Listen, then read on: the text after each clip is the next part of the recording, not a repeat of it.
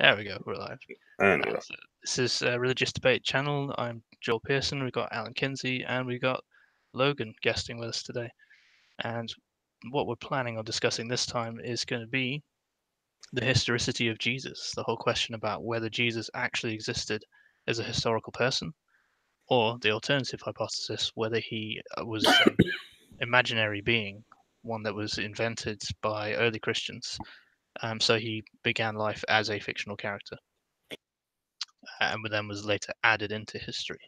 So it's quite an interesting question that has very little real evidence actually for either side, because we've had 2,000 years of censorship where the between the sects that argued back and forth between whether Jesus was a real person or not, the side that dominates now is the side that believed there was a historical Jesus.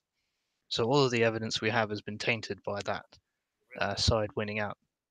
We know of other sects. So, for example, we know of Docetism, the belief that Jesus was just in human form, but not actually a human. And there are various other beliefs. Gnosticism has got a bit of a mix of different versions of Jesus. And I don't entirely trust the idea that there was a single Gnostic religion. I feel like there were many different cults that were just labeled with Gnosticism later on. But as for the basic argument, we've got the idea that there was a historical Jesus. The only thing you need for it to be the right one is there was a guy called Jesus who was executed by the Romans, and that triggered the beginning of a cult, which is now Christianity. That's all it takes. So it doesn't have to be from Nazareth, it doesn't have to be born in Bethlehem or anything like that. That's the minimum version for Jesus. You want to add anything there, Logan? Nothing to add specifically, but I would have a question regarding historicity. Like, Richard Carrier tends to, when I've heard him speak on it, he tends to talk about how, the Gospels are basically completely mythical, so there's no reason to even use them as evidence for the historical Jesus. Like, my question would be, do you think we could actually use the Gospels, or is Richard Carrier right that we can't use those? That is a good question. And hi, Scott. See you've joined. G'day. Thanks for inviting me. Right. Your mic's a bit quiet. I don't know if you can do anything to boost it from that side. How's that? Still a bit quiet. I think we'll have to roll with it. But if you can boost anything on your side, that'll help. I have no control over the relative volumes from here. Does it sound like I'm coming through the laptop, or does it sound like I'm coming through the microphone? It's hard to tell. If you look at the top of Hangouts, you can actually see a settings button where you can pick what your input device is. Okay. It may well be through the microphone. It might just be that it's a weak signal for my perspective. Like Alan is significantly louder. How's that now? That's better. You're actually getting some. That's coming through the microphone now. Yes, okay, sorry about that. That's fine. So we just did a quick intro rundown of what the difference is between a historical Jesus and mythical Jesus. Well, we didn't really cover mythical Jesus in any detail. So just to outline that, the idea that Jesus began as a visionary character, one brought from scripture, from reading hidden messages out of the ancient scriptures, and then used that. So the cult founder then used that as the basic outline for his religion. The idea that Jesus had died and risen again, and that was the source of their salvation. So that leaves us with our two Jesuses: the basic man turned into a god, or the god turned into a man version. Okay.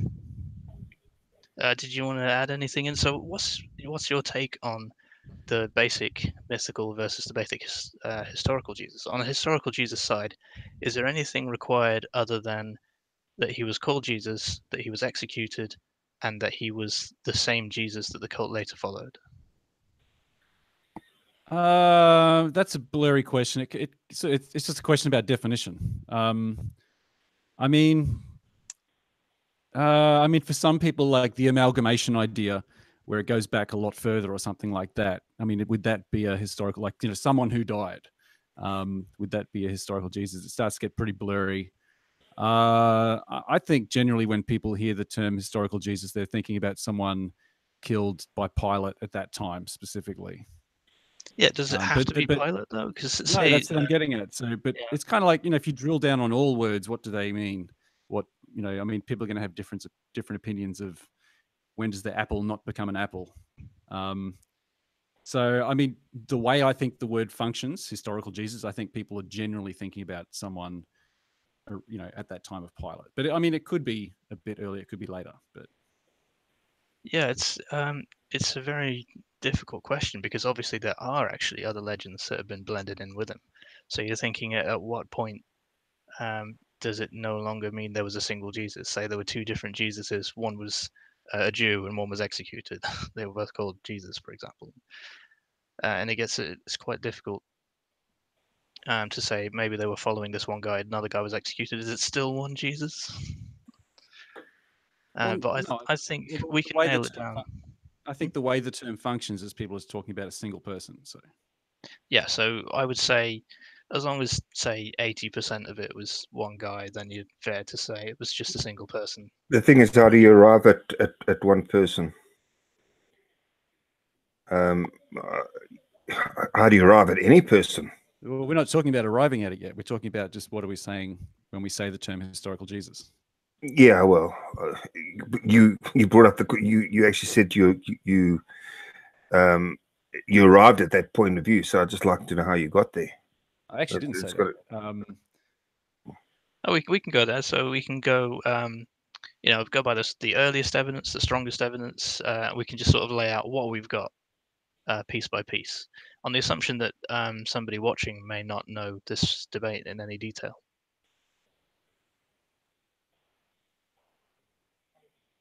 Do you want to Sorry, try? I missed that. Scott, do you want to lay out what you think the best case for the historical Jesus is? Just say a few bits and pieces. I think there was a cult leader, apocalyptic cult leader, who found himself in trouble with the law, so to speak, became crucified.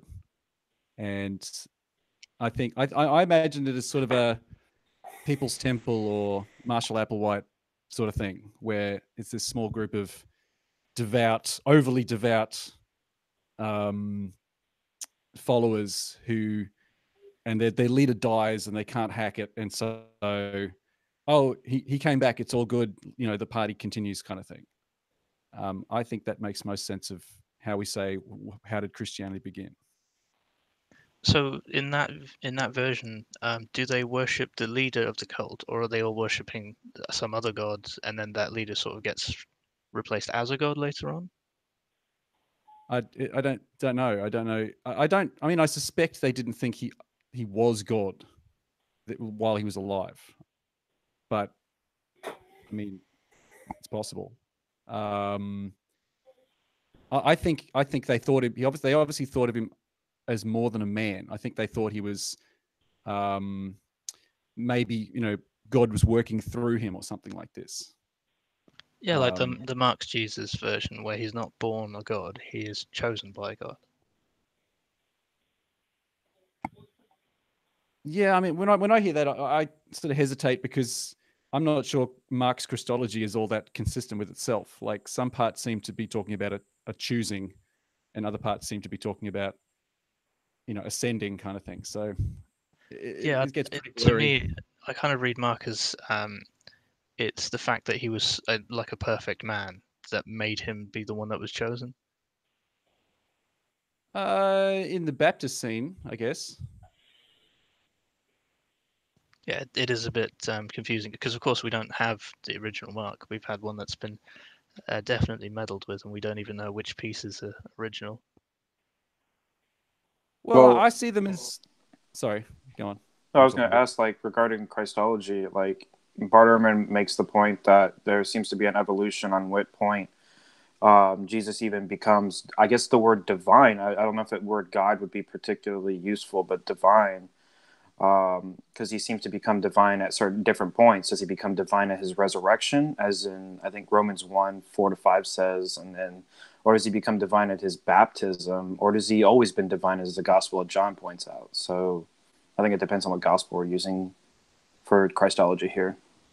Yeah, I tend to go towards Mark, but you're right that John definitely makes him divine from the beginning, whereas Matthew and Luke make him divine from his conception. But I think in Mark you get more of the impression that he was just a regular guy, and then when he hit his 30s, everything changed for him. I'd agree with that, generally speaking. I just hesitate in these kind of what's this gospel's Christology, because I'd sort of see bits within all of them that are sort of inconsistent with themselves. And so I'm like, well, what does it mean to say, like say John's Christology? At one point he says, he and the Father are one, and another point he says, the Father is greater than I. So, well, what's John's Christology then when it seems to be inconsistent with itself? Well, John had at least 2 authors and a major revision because... Yeah, but I'd say that's the case with all of them. So Yeah, I'm not sure whether Mark could be said to have more than one author because it works so well. It's so coherent within itself. It's so well structured, apart from the odd passage that doesn't quite fit. I don't know. I mean, I see things like you've got the two miraculous feeding stories, and there's a section earlier on that just seems to be a chunk of sayings. And I just think it seems to me like this is sort of a splicing together thing as well. That's not to say there isn't an overlying narrative that comes out of that, but I think it's not like I don't agree with the idea that Mark just sat down one day and he has Paul's epistles talking about a heavenly Jesus, and he makes euhemerizes it, so to speak, and puts it on earth. I think there was already that earthly thing going on before that. I think so as well. There was probably an oral tradition that had developed to that point, and Mark structured it and laid it out. I think there was written tradition as well, though. Yeah, and the 5,000, 4,000 thing, that just is the way Mark likes to write. He likes to do, the Mark and the sandwiches, where he'll take the same type of event, put it before and after another event. I don't know. That feeding one is pretty, like, it strikes me as something there's 2 versions of the story floating, and for some reason there's 2 of them in there. I don't see it as an artistic thing. The reason that there's it is 2 odd of anyway, those. because the day after he feeds 5,000 people, they're amazed that he's fed 4,000. So I've never seen anything like this before. Yeah, exactly. Which makes me think it just seems like there's 2 versions of the story, and it somehow the 2 have got in there. Yeah, the characters are pretty unrealistic, but then they're supposed to be representative of the people who don't see the mysteries. So I guess on this point, like, do y'all think that we can actually use the Gospels as sources for saying like Jesus actually existed, or are the Gospels useless? I wouldn't say they're useless because they give you a lot of insight into how Christianity developed and what the early Christians were saying. But I think for evidence, the problem is they could exist in either scenario. You could either have an earthly Jesus that the Gospels then rewrote, or you could have a mythical Jesus that the Gospels then euhemerized. So it's very difficult to say the Gospels are evidence either way. I can't. I mean, I get the idea of it could have been either or, but I just think it's more likely that they're written that way if there was a historical Jesus, because I mean, the lost narrative of the heavenly Jesus is lost. The first narrative we get, and all of the narratives are earthly, and so you could say, well, it could have been this, yeah, okay, but I think it's more likely that the Gospels that we do have are more likely if there was a historical Jesus. I think they make best sense as religious propaganda, and in the same way that you can look at World War II propaganda, and even though you recognize that it's propaganda and it's not like the details aren't factually true, that they're probably pointing to some event or something that that you can at least categorize in more broader terms. So, okay, you could say, yes, there was this, this Nazi party. There were, other people thinking this and that sort of thing. Even though it's propaganda straight up and it's lies and it's all this kind of stuff. But there's a background history that they're drawing on. It's quite difficult to establish whether there is, because so much about nothing can be established. So yes, true. And So much about the story can be taken back to other earlier sources in Scripture or to have some sort of metaphorical meaning. And Yeah, in fact, because the only the reason they'd goal is report anything the reason they're doing that is because their goal is to paint Jesus as the fulfillment of Scripture. yes, yeah. So everything in it has a meaning. There's a reason that they've put that in. You know, they haven't put any mundane details about Jesus's life in. It's all, and Mark in particular, being the first one, is not really a biography. That is a narrative of the last week of his life. Yeah. Just like yesterday, how do y'all think that the Old Testament plays any role in the evidence for the historical Jesus? Like, if the Old Testament is somehow where they're drawing their ideas from, like, is there any basis, like, relation to the gospel for us to use the Old Testament here?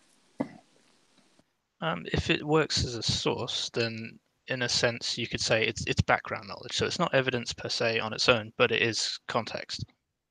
So you can read the rest of the Christian writings through the perspective of their world contained this scripture, and then even a lot of scriptures we don't have anymore. They quote stuff that doesn't exist now. Did you want I think I to agree with add that. anything? Right. No, I agree Yeah. with that. I'm not sure what you mean by using the Old Testament as evidence for Jesus. I mean, in the sense that, yes, they drew upon, like the gospel authors drew upon the stories and in that sense, yeah. Well, I mean, I'll use I phrase it differently. Like, with the Old Testament trend, like, of it being considered non-historical, and there's not really much historical information, if any, to pull from the Old Testament. Should we use that same trend with the New Testament, considering the authors of the New Testament use the Old Testament quite a bit? Well, you've got historical people in the Old Testament. It's just they don't go back very far. I think it's harder also because the Old Testament's a lot bigger and there's a lot more varied literature from different time and different period, whereas the Gospels are kind of more in a shorter time frame. Yeah, you could argue against the divine Jesus, certainly, obviously, because he believed that Moses existed. But it's not really an argument against historical Jesus because they're just simply too early. They don't date then. Obviously, the most recent one was Daniel around 164, I think, BC. So after that, uh, it's not, it's nowhere near close enough to Jesus' time.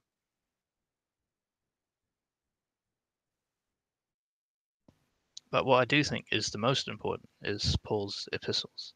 So although the Gospels are suspicious and it's doubtful whether we can use them reliably, just they're so late, they're so obviously fictional, we can see how they've been composed using other sources. Paul's epistles are where it really is because that's the only source we have for early Christianity. I disagree with that. I think to have a blanket rule that says we cannot use the Gospels, I think the moment you do that, and then you start using the Ascension of Isaiah, and who's the other one that people use a lot? Is it Philo? Epiphanes. No. Epiphanes Philo from is also a 400 source. years later when they're talking about the different sects he's talking about. Oh, that might have been the original one. Okay, if we're going to use Epiphanes from 400 years later and the Ascension of Isaiah and this kind of stuff, then why are we saying, well, we can't use the Gospels? It depends what you're using it as evidence of. So if you're just talking about background knowledge to say this kind of sect existed at some point. So the Ascension of Isaiah just says at some time within the first couple of centuries there was a sect which believed in a celestial Jesus, which doesn't necessarily say that it's the first sect. It doesn't say that they came from a historical Jesus to a celestial Jesus or I'm not anything. convinced that the Ascension of Isaiah only portrays only a celestial being. I think a lot of I think in the Ascension of Isaiah he does come down to earth. I think he only goes down as far as the lower heavens, doesn't he? No, I think he goes further. He talks about him going down to Sheol, down to hell, basically. So if he's going down that far, then it's the question of did he go via the earth? But it's also useful to see it is in background knowledge of the cosmology as well to see the 7 layers of heaven spelled out so obviously there. Although we've got that in Book of Enoch, I think, as well. And even Paul mentions the third heaven. So we do have the celestial realm. Oh yeah, I'm not disputing that. But well, I mean, it's hard because it's the assumption is that well, it's not the assumption, but it can be very easy to start thinking, well, all Jews thought there were 7 heavens. I don't think you I can don't say know. all Jews thought anything. They were so Yeah, diverse. exactly. Yeah, but I'm not saying anyone's saying that. I'm saying, but it's very easy to start thinking that way when we start talking about 7 heavens and this kind of stuff. Yes, we tend to be guilty to easily import our own culture of our own time back into those days, and it's something that's, for example, the prevalence of having visions and how that could actually escalate you in society was the opposite of what we got now. If you start telling people you're seeing things, then they tend not to treat you very um, well. They tend not to trust your visions anyway. Hmm. But of course, you got the whole history of the Greek oracles and other such ideas of having prophecies that was taken for granted in general. They actually trusted that kind of thing. Hmm. Did you want to add anything, Logan, at this point, or Alan? No, I'm just sitting here listening. Fair enough. Scott and I tend to disagree most vehemently with each other, so I'm Yeah, sure well, we'll end up arguing at some point properly. I'm just listening. I'll moderate from the side on. Well, Oh, I that was going to makes ask a question about the Gospels again, just to kind of pull back to the Gospels. yeah, sure. If like, is there any reason why we should think that the Gospels contain any historical information outside of possible historical figures like Pilate and maybe Peter? Or Oh, what you mean? Other events, other places? I mean, yeah, sure. It seems that Luke used Josephus, so I'm sure you can get a few mentions there. It doesn't count as independent attestation if they're using someone else. But you could certainly get ideas about what the people at a particular time thought about the previous time. So you got anachronisms in Mark, for example. You know the classic rolling the tombstones thing, where round tombstones didn't exist at the time in the 30s, but they did at Mark's time around the 70s and so on. So you can glean certain historical information from them. Um, but it's hard to say how well you can trust them because generally they'll only do that if they have independent attestation of it, and then the Gospels kind of confirm that information as well.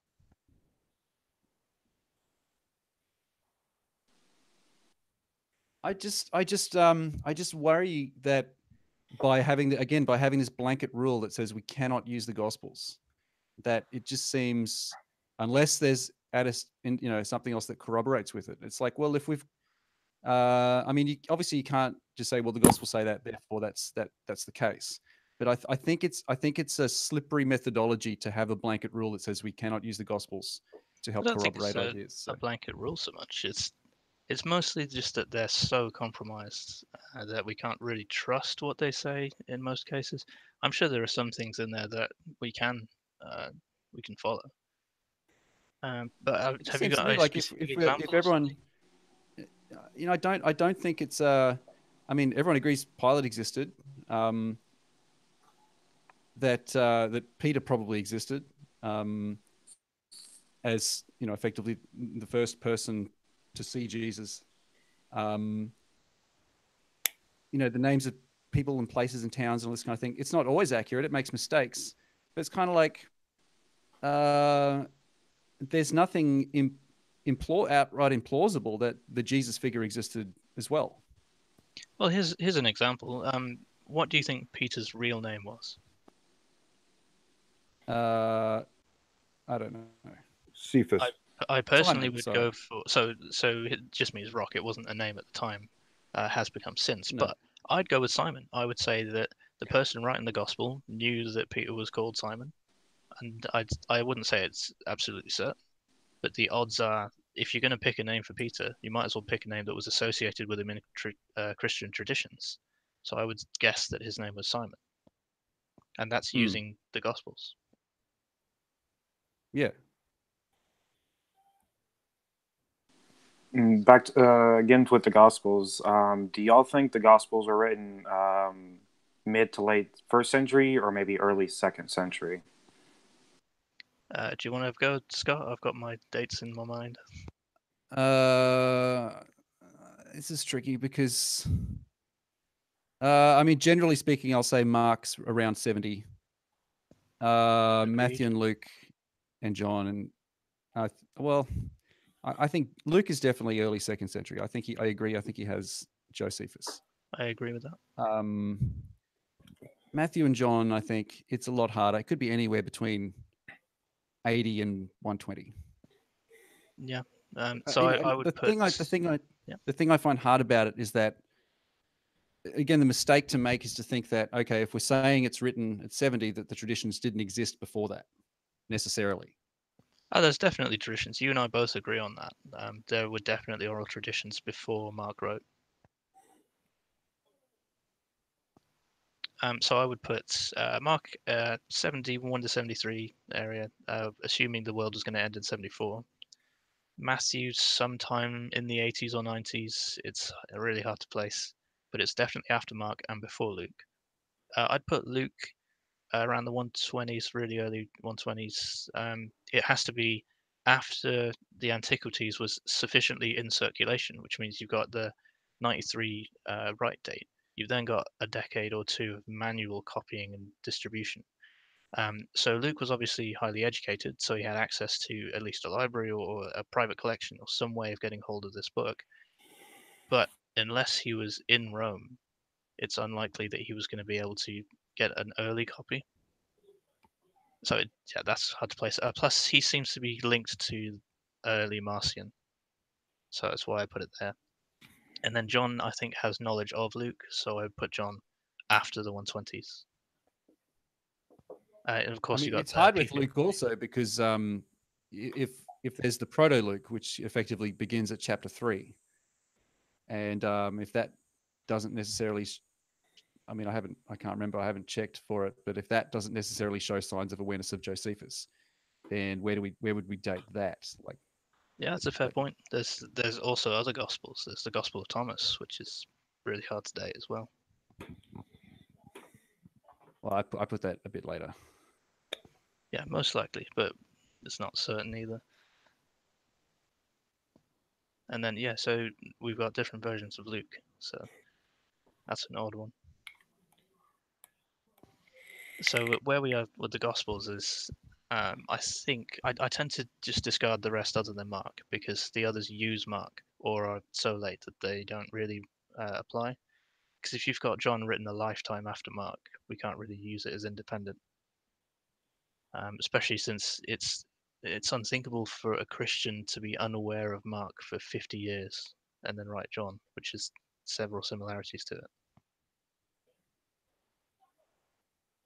Yeah, I think John a lot of the times is actually responding against the synoptic traditions.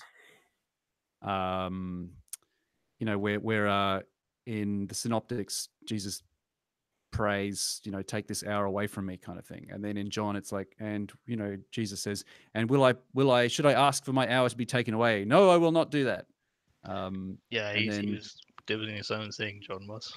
Yeah, and in John, he's trying to say, no, Jesus carried that cross himself. He didn't have anyone helping, and there seems to be this awareness of the synoptic tradition, and I think a lot of the times he's arguing against it. I like how David Fitzgerald pointed out that John's Jesus would have been stoned right from the start. Yeah. Yeah, so the Gospels are really interesting sources, and they give you a lot of insight into what Christians were thinking.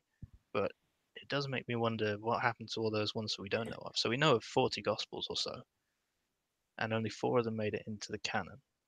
And I just think how many others were heretical Gospels that were destroyed and never made it? Because what survives 2,000 years? Well, I mean, Irenaeus talks about a lot of them, but my recollection is he doesn't talk about one in which, there's this gospel out there that says that Jesus was only crucified in the heavens, and they say that people put him on earth. I don't know if that kind of thing. So I mean, it seems to be it could be. There's all these other gospels, and who's to say that there wasn't one that said this? But you sort of corner yourself there and saying, well, anything could be. If it doesn't. Most of show their this. arguments were theological anyway, so not so much about the historical method or anything. It was all No, but I mean, like, they'd say, oh, there's a, Marcion has this version of Luke that doesn't have the first 2 chapters. He must have edited them out, this kind of stuff. Whereas we can say, well, hang on, maybe they didn't edit it. Maybe it's actually we can look at it and say, well, it's at least a version contemporary with them that didn't have those chapters. And we can then use that to try and evaluate, well, what were those chapters original or not? yeah, it's possible they were added in later. Yeah, and they talk about, Irenaeus talks about the Gospel of Judas, which they've since found seemingly.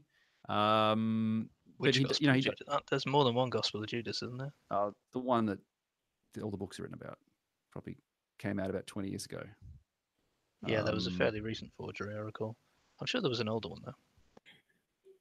Well, I mean, it's forgery in the sense that it wasn't written by Judas, but there was one they found about 20 years ago that, well, it actually been found a bit older, but it wasn't published until about 20 years ago that they seem is the authentic one, that at least the one that Irenaeus was talking about. Right. Well, there is obviously, there's a book of Judas in the Bible. It's Jude. It's the same name. Well, that's obviously not what we're talking about. So. Yeah, it's not it doesn't enter into the debate really. I've forgotten what we were talking about. Well, general stuff about the historical Jesus, but it's such a massive topic. It's something we can go all over the place and just explore. At the moment, we're only using the Gospels as evidence, and like you were saying, there's no evidence when that were written. Well, more or less when it was written, but who wrote it, and is it hearsay or just any other myth, just passed down, and the legend grew. Yeah, but as Scott was saying, I think there is some oral tradition predating Mark. Yeah, that's what I said. Oral tradition that was passed down. Yeah, so and the legend grew. The problem is we don't know what that oral tradition was, and it's very difficult to argue from it. It would be, yeah, I'd love to have a time machine and just find out for real. Yeah, I mean, if we had some external sort of evidence of the time, then I'd say, yeah, we'd have something to work on, but we've got nothing. I mean, if you think Josephus is the closest thing we've got that exists that supposedly says Jesus had existed, that's all we've got. Oh, what? So as in extra biblical evidence? Yeah. Yeah, I don't think we've got any personally. Yeah, otherwise we've only got biblical evidence. But as Omen pointed out, even if Josephus was genuine, we couldn't say if it was independent. Exactly. But I mean, what's interesting about the Tacitus and the Josephus thing is, I mean, probably more so on the Tacitus one, is that they're not like, so when Tacitus receives this tradition, and let's say he's getting it from Christians, okay, but he's not saying, oh, there's this sect of Christians who believe that Jesus was crucified in the heavens, and that's how they got their name, and this kind of thing. So already, so assumedly by the time of Tacitus, those Christians don't exist anymore.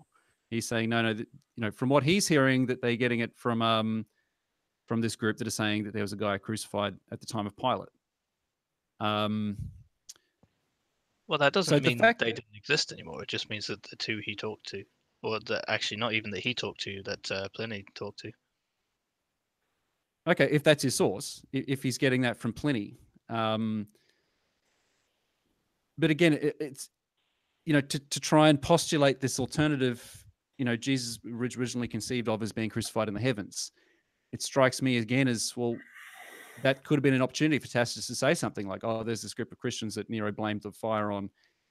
These Christians, some of them think that, Jesus was crucified in the heavens, and others think he was on earth, or one. But he says, just that one, which is, again, they just kind of go miss this supposedly original sect that believed that Jesus was crucified in the heaven. Just it's never, the attestation for them isn't there. That's the problem as well, where he says that this criminal was at large in Rome.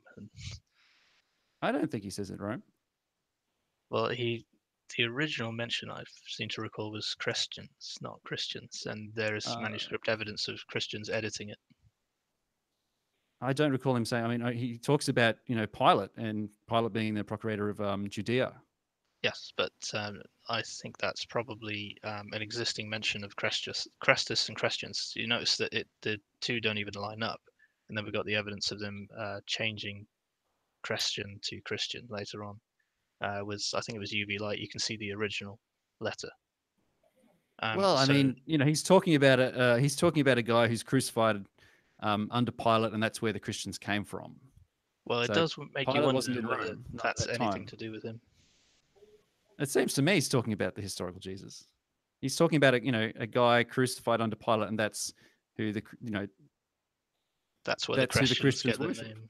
So yeah, exactly. So to say, oh, I don't know. It just seems a bit It's even worse speculative because to say, oh, no, Christus is a slave name. he's talking about someone in Rome. It's like, is he? I don't.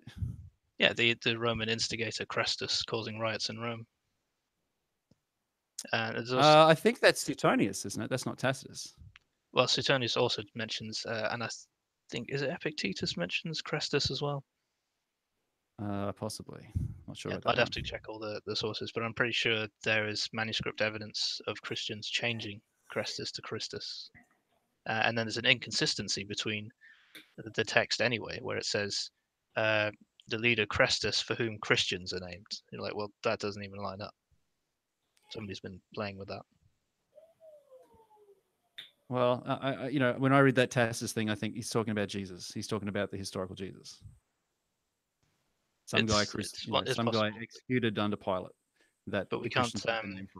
He even says, well, so we know Pliny was investigating Christians, so that's not independent evidence anyway.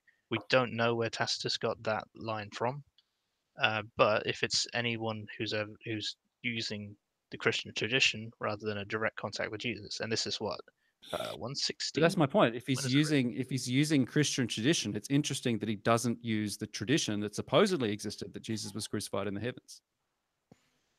Well, by that point, it's after the Gospels anyway. You've got lifetime later. Okay, but I mean, That's at what point is it after Mark wrote? At what point is it ever attested to that Jesus was originally thought of as crucified in the heavens? Virtually nothing in the remaining evidence. Everything we okay, have so everything by Christians. So let's say if we use Tacitus as a marker and say, okay, so everything before then seems to place Jesus on earth, crucified in Judea, up to Tacitus, and then possibly a lot of it beyond as well. So if that's the record of the first 100 years, so to speak, of evidence for Christianity, and that's what it's saying, why then say, oh well, because of some almost everything after then as well. So you've got pretty much everything after, say, the 50s puts Jesus on earth. So what is the evidence before then that shows that he wasn't on earth? So you've got letters of Paul, which are very I've read suspicious. And I think I totally disagree with your reading. I think you really overdo the ambiguity in those passages. I mean, God sent his son. God sent his son. Like John the Baptist is sent. John the Baptist was on earth, right? God sent his son from a woman, under the law. And Paul's complaining in the same passage that people falling back into the law which is part of that is observing seasons and times, and the big context of Galatians is circumcision, which is the Jewish law kind of thing. And it's all metaphorical. So God sent his son to he's talking about in our world, God sent his son. He's talking about the incarnation. He's talking about a Jesus who's on earth as one of them, and that he's able to save people because he was one of them. Yeah, so in the Markan tradition, you would say Jesus born of a woman, Mary, instead of Jesus made of a woman, and then later on talk about metaphorical women, meaning specific things like being born under the law. But again, made of the woman, I mean, most Greek translators are totally fine with saying born of a woman. I mean, I'm guessing none of us here are real experts in Greek, but I mean, it seems to me that Paul does mention birth, and when he does, he uses a different word. I mean, but what I'm getting at is that it's from a woman, whether it's made from a woman, born from, it's from a woman. He doesn't say from a woman in the angelic woman in space. He also God sending his son. allegories. That's Different later. context. That's later. It is That's later.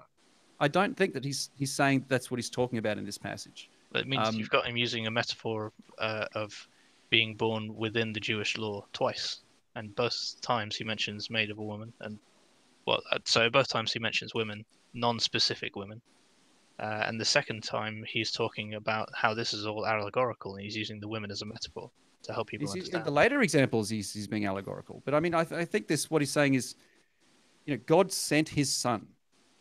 So you believe he's saying God sent him from one level of heaven to another level of heaven? Well, no. So the sending part is putting him in a human body, which In a human body, which is on both theories. So that's so he's not. So he's in a human. So if you want a historical Jesus, you're saying Paul is saying that God sent his son into a human body on earth, and in the mythicism, it's God sent his son into a human body in heaven. So it's almost the same thing. I just think that's God sent his son. If you're saying he's in a human body from a woman under the law, it strikes me as he's not saying God was sent Jesus from one level of heaven to another level of heaven. Yeah, why does the law enter into it? It's metaphorical for saying because the human flesh, the human body, capable of receiving sin. Because the point is that Jesus takes sins onto him, and then the body is killed. I think the big context of Galatians, again, is circumcision and falling back into the Jewish law. And Paul doesn't want... And Paul's kind of argument is that, you don't need to do that because Jesus has already done it for you. Yeah, agreed. So it just makes so much sense. He's talking about a Jewish guy who is on earth. Well, a Jewish body, certainly. So it's a Jewish body from a woman sent to the same world as Peter and Paul, worried about falling back into observing calendars and rituals and this kind of thing, earthly calendars and rituals. And it just strikes me to say, oh no, he's talking about Jesus being sent to the lower heavens. Is that what he's really talking about? Is that the best explanation for what's going on, or is that well, possibly he could be talking about this, which is, you could do that to any meaning. You can say, well, possibly it means something else, but I think it just makes so much more sense that he's talking about a guy being sent here on earth. Well, I have something to add here, every though. single reference is ambiguous, so it's not just that one. Every I think you're single overdoing. reference from Paul is ambiguous. I don't think it's that ambiguous. I think you overcook the ambiguity on these passages. Well, I actually have a question on this point, though, regarding Joel, on mythicism and historicism. I think you said that both describe a physical Jesus, correct? Maybe a different location, but physical. Yeah, so as Philo describes, everything has a copy in heaven, and then you've got the lower heavens where they have lesser copies, and then the high heavens, which is, I can't remember, it's Platonism, isn't it, where they have the perfect copy in the highest heaven.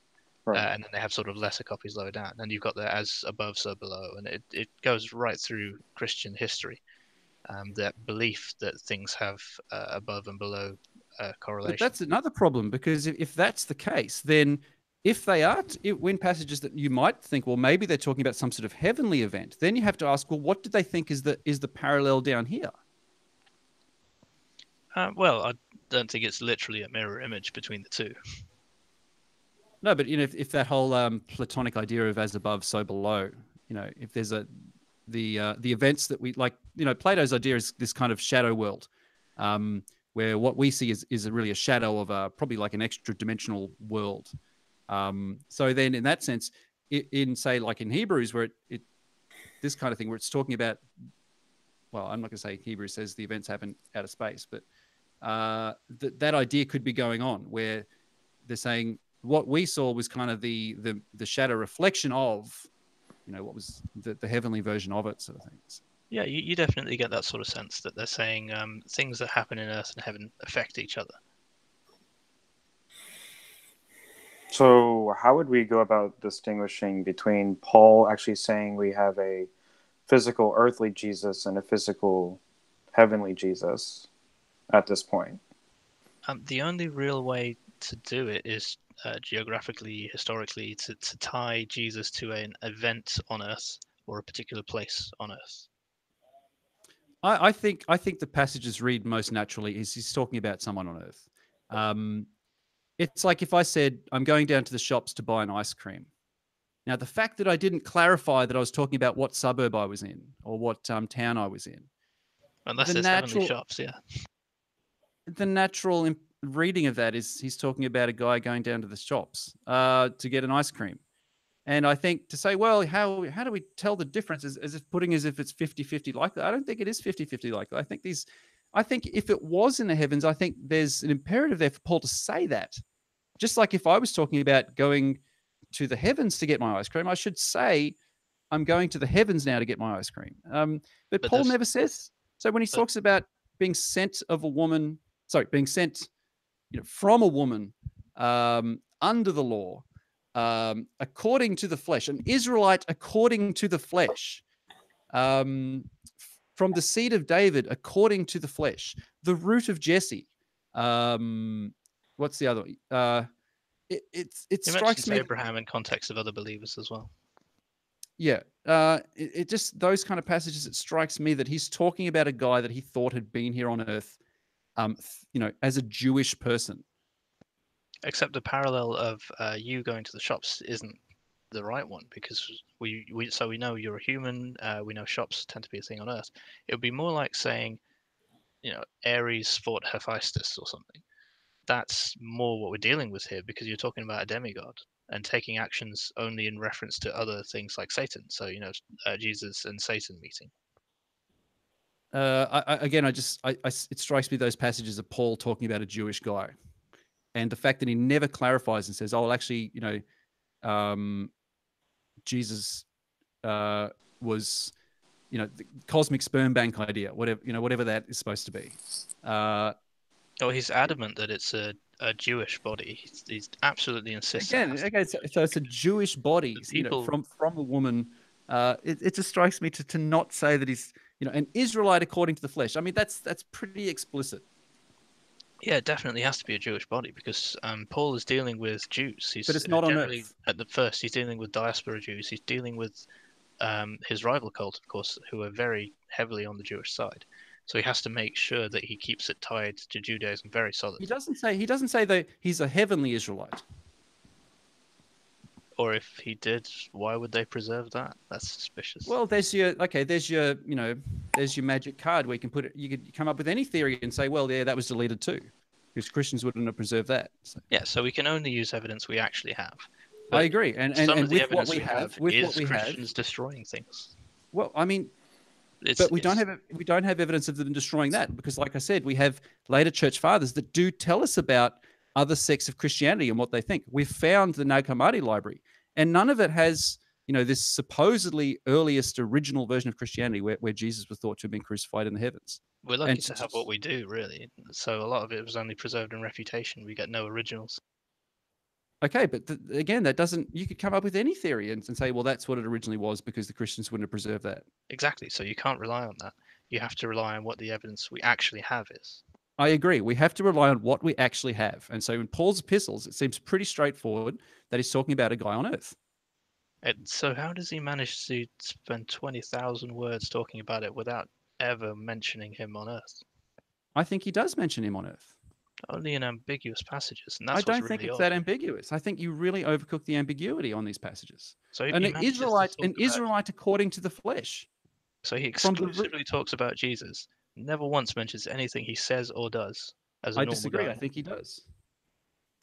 He only ever talks about, religious symbology, and never says, he came and slapped Peter on the back and talked to him. It's always no. He saw him in visions. I don't know about that. I think Scott, you bring up an interesting point though with going to a supermarket. So on that though, what should we expect from Paul to be talking about to describe a physical earthly Jesus, like an event that can happen on earth but doesn't normally happen in heaven, I guess. Like with the supermarket example, you go into a supermarket. Supermarkets are generally on earth, so you talk about a story where somebody going to a supermarket, that person is obviously an earthly figure, not a heavenly figure. So what should we expect from Paul on that point? How about saying Jesus was crucified by Pilate or the Romans? I think it's implied in Paul that he thinks he blames his own people for the death of Jesus. such as? Well, I mean, I think 1 Thessalonians 2:14 and 15. I think that's authentic. I think verse 16 is an interpolation. I mean, the whole passage could be authentic. The whole passage could be an interpolation, but I think verse 14 and 15 is original. I also think that passage where he quotes Elijah, crying out that Israel have killed the prophets. I think Paul is paralleling himself, and he's saying, "This is like us." Again, and part of that would be that they've had their prophet killed by their own people.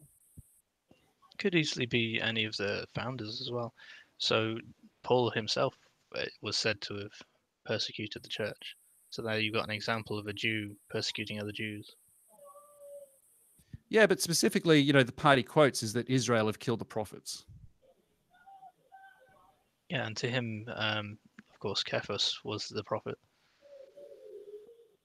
Well, Paul didn't think that Cephas had been killed then.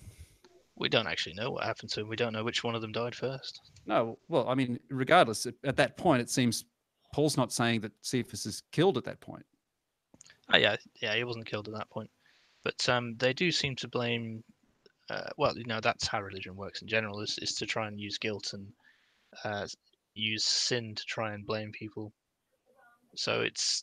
I think it would work either way. You could easily just say that Jesus had to die because of Jewish sins, therefore the Jews are culpable. I don't know. I think the expectation that Paul must have said, well, he didn't say must, but I think I don't think it's necessary for Paul to say Pilate specifically. Not that, but at least something. Anything. Jesus liked hanging out at this particular restaurant. Why? There's nothing. Why? I mean, why is that expectation there though? What, that Paul, in writing almost exclusively about Jesus, should say something about Jesus? I think he does say some things about Jesus. He says he's crucified. He says a lot of things about Jesus after he's dead, and specifically the death. But other than that, almost nothing. And never clarifies that death happened in outer space or in the lower heavens. Yeah. He never specifically says that in the text. He talks about crucifixion regularly. Jesus being crucified. Well, never takes the time. Too. Never takes the time to say in the lower heavens. Or if he did, what would have happened to that text? Well, again, can you not see why I find that? Because you just said a minute ago we have to deal with extremely unlikely that Christians. But you said earlier we have to go for a text that goes against their beliefs. But we just talked about this we just talked about this problem about how yes, that's a problem. But the problem is that you could come up with any ridiculous theory and say, well, the Christians wouldn't have preserved that. It's not actually evidence for that view.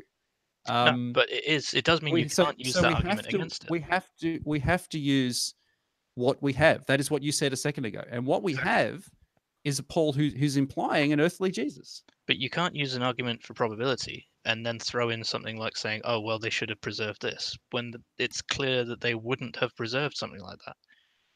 Well, I mean, I think they preserve some things that actually goes against what is today considered orthodox. So, well, today, yeah. I think some of the stuff that Christians have had to wrangle over, because the fact that it's been preserved and, well, it's preserved now, what are we going to do with it? And they have to come up with these crazy apologetics to stitch it all together.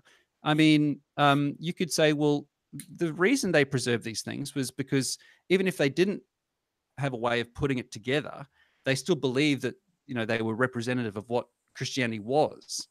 So this idea that they just always just deleted stuff that they found problematic, I think that's there's of course times where they did that, but you can't just use that to justify a belief in this celestial Jesus thing. No, so it just counters a specific argument. There's the argument saying, well, if there was a celestial Jesus, therefore we should have text saying there was a celestial Jesus. That doesn't work, because we know for a fact that they either destroyed or failed to preserve things, or even meddled with things that they didn't agree with. Okay, but so can you see my an point? Argument from probability, you have to factor that in. But you're the one saying this is what you believe. You believe that the original the original sect of Christians believe that Jesus was crucified in the lower heavens. That's your belief, right? Yes, and it's an argument from Okay. probability. So you have to factor everything in. You can't just Yeah, say, but well, because there's no by argument saying, against it, therefore it's true. but then earlier you're saying we have to work with what we have, and what we have is Paul who presents an earthly Jesus. Yes, and we also have strong evidence of Christians tampering heavily with other evidence. So But we know that don't. Yeah, but we don't have evidence of them removing that portion. we don't Like have I said, evidence of things they destroyed. No. No, we do actually. We do have evidence because we have early church fathers who talk about alternate versions of Christianity. Yeah, so only preserved in reputation. Exactly. And so they're not there. We've since found other Christian texts that, if the Nag Hammadi, the idea of the Nag Hammadi is, this stuff was stored away because it was viewed heretical. Yep. And we it's even not in caught them in there the middle either. of forgery, didn't we? It's not in there either. So my problem with this view is, where is the attestation for this view? Yeah, so you've got precedent in, say, all the other mystery cults and all the other demigods. So I assume you don't think Heracles was a real person, for example. I haven't read enough about him, but I guess no. Yeah, so you've got Attis and Romulus and Inanna. You've got all these other savior gods. So a major part of the argument is to say, okay, of savior gods that descended from the heavens and went back up there when they were done, how many of them were real people? Again, I think the window here is a lot smaller, the time frame. I think Paul's writing effectively 20, 30 years after he understands Jesus to have died. And he understands Jesus to have been here on earth. That I disagree with, but sure. But I just think these passages that we've briefly talked about is an Israelite according to the flesh. Not a heavenly Israelite, crucified. Doesn't clarify it's in the lower heavens. Anyway, maybe we should. I feel like you and I are taking over this a bit. Oh yeah. Anyone else want to join in? No, just sitting there. Yeah, I was gonna say you guys actually have a lot more to add than I do. I promise that much. Okay, fair enough. I mean, we can argue for eternity, so. Well, I mean, like I'm curious on with regards to Paul's epistles, since this seems to be the primary area of debate at this point. How many of them are authentic, and are there any of the which you guys would consider inauthentic Pauline epistles which we could use as evidence either for mythicism or for historicism? Well, Hebrews is a possible, technically inauthentic one because it's not pretending to be Paul. But I think the later ones are going to be difficult to use for anything because we can't even date them accurately. I've got. I don't have the it all stored up in my head exactly which ones are genuine and which ones aren't. Here we go. So the genuine ones are Romans, 1 Corinthians, 2 Corinthians, Galatians, Philippians, 1 Thessalonians, and Philemon.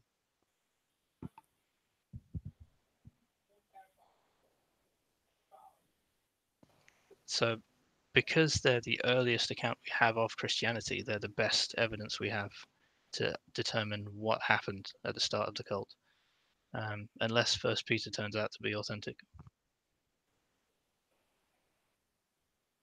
Which is pretty unlikely. Yeah, it depends. So the strongest argument against First Peter being authentic seems to be that Peter was illiterate, but that doesn't come across from Paul, so I'm suspicious of that. That sounds like a later gospel fabrication.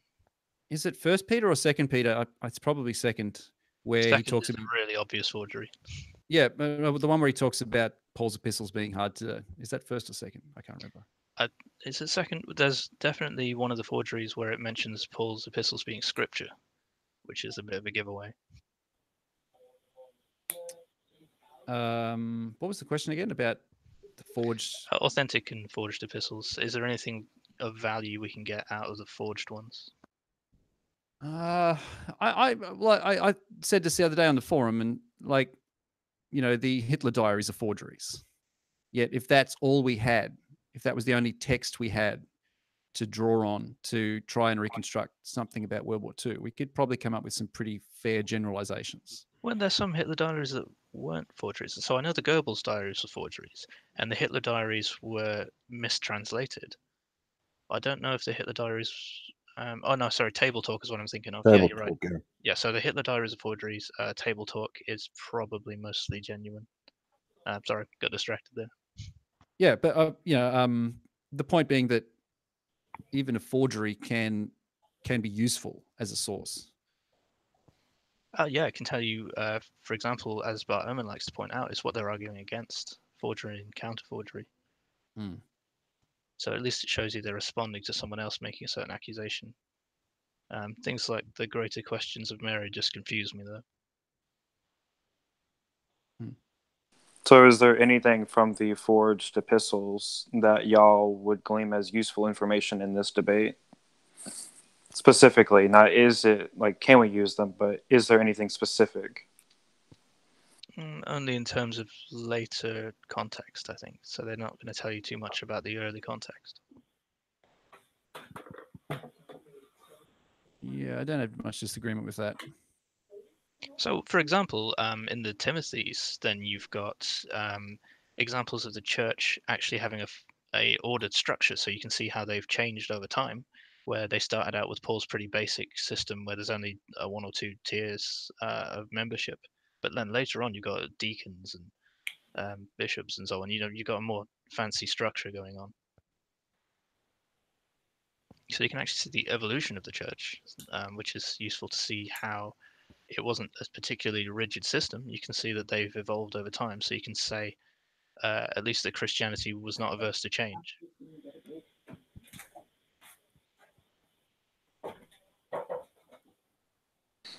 Scott, if the seven, I guess seven, right? Pauline epistles were all of them were considered forgeries. How would that affect your belief about Paul's passages talking about Jesus? I think you mentioned like how clear they are in a natural reading regarding an earthly Jesus. How would that affect your confidence in that belief? Yeah, it would affect my confidence. That's why I think I'm not a mythicist, but I think if you were, I think that's a better argument to say the whole thing's forged, than rather than trying to make Paul say, trying to read ambiguity out of Paul. I need Yeah. to read Robert Price's book actually, where he argues that Paul didn't exist. Well, I think he Well, does believe he existed, but as Simon Magus or whatever, and not as actual Paul. I haven't read it, but yeah, the idea that every Pauline epistle is forged. yeah, But Price thinks that there was a Paul, a sort of missionary, Gentile, trying to get this Jewish thing to the Gentiles kind of thing. But he obviously thinks he just sees so many chunks in the epistles that he sees as interpolations and forgeries that it basically wipes the whole thing clean of being able to say anything about him beyond that really broad generalization. So. yeah, that's a fair point. What do you think of Price's comment that if there ever was a historical Jesus, there's nothing left of him now? It kind of doesn't make sense when you think about it, because if there was a historical Jesus, then that implies something to be said about him. Yeah, but everything we have doesn't really happen until. So you've got the theology around him, but then it's all allegorical messages and theology, and there isn't really anything left that we can say for certain about the actual historical Jesus. Yeah, but the premise is if there was a historical Jesus. So if there's a historical Jesus, then there. I'm sort of. I sort of see what he's saying, but it seems to me if we've established at the beginning that a historical Jesus is somehow some sort of Jewish cult leader crucified under Pilate or something like that, then if that's all we can get to, that's still a historical Jesus. So Actually, one thing that'd be interesting to see is if of all of us, how certain are we that Jesus existed, like in a percentage? Because I'd only put myself at about 1%. I think it's highly likely 1%. that he didn't. So But, you're it'd 99% be good to hear confident where that you there are. was no historical Jesus. Yes, but where would you put yourself on that scale? Uh, I'd say 85%. I think there was a historical Jesus. Yeah, that sounds reasonable because there's room for doubt, and it's fair to say that between the two theories, either one could be true, but you land on that side of the debate. What about you 99% other seems guys? that seems a bit. 99%. There's only this tiny minuscule idea that there was a historical Jesus. From Something as everything I've basic seen as so far, yeah. something as basic as the idea that there was a founding cult leader who was crucified, who then, was the memory of which instigated the tradition, so to speak. Yeah, on the evidence we have, I'm pretty strongly on the side that he never existed, which is odd for me because 2 years ago I would never have thought that possible. I was strongly on the historical side. Oh, I think 99%. I don't know how you can hold that with that level of certainty. I'm never going to be at 100%. No, of course not. But that's pretty. That's like, I don't know. Well, that's your view of things. What about Alan? Where are you on that? You're on mute, Alan.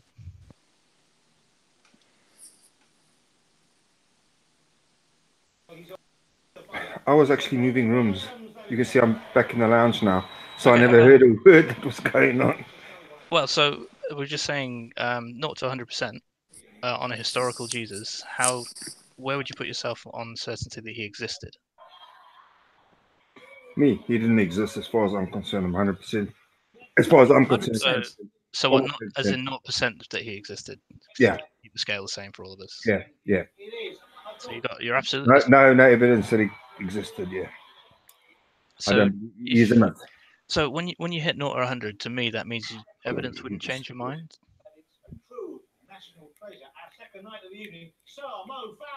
Can't hear you. Can't hear anything. Yeah, you got the TV on. Damn. What about you, Logan? Do you want to chip in on that?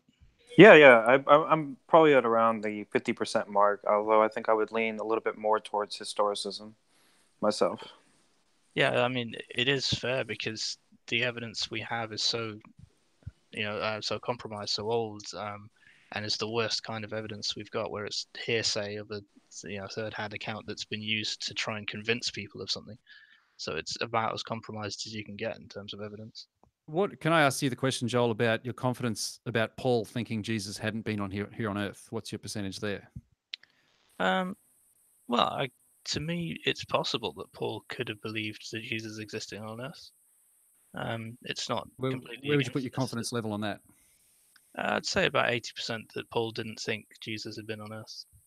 Okay, even with a phrase like "an Israelite according to the flesh." So Yeah, so to me, it wouldn't be surprising if Paul thought that some ritual had taken place in some cave in a deserted area where Jesus had been killed and then went to heaven.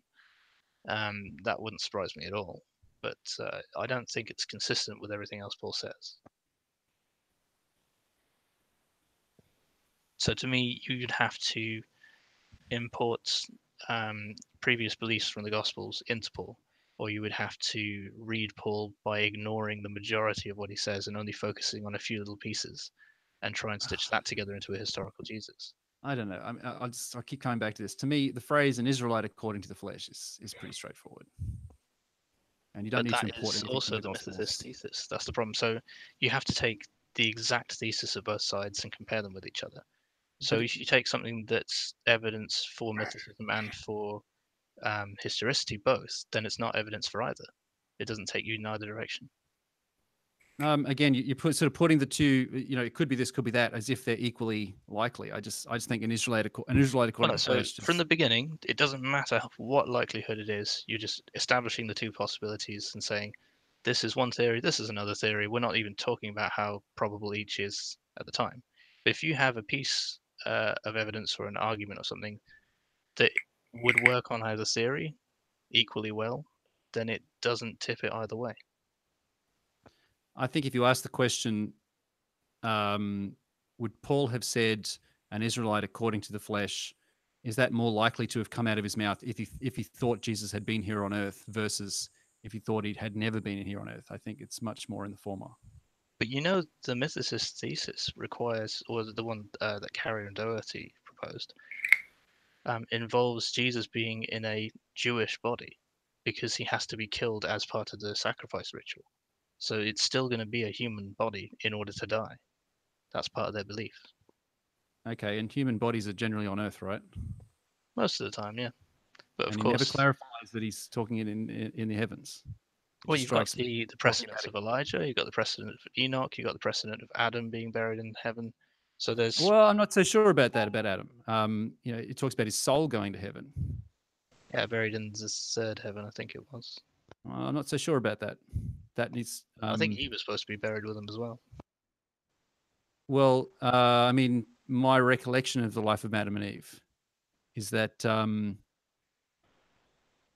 Seth and Eve bury him, and his soul goes up to heaven. I'm not sure that he's actually buried in the heavens. I'd have to read it, and not sure about that one. I'm not sure either.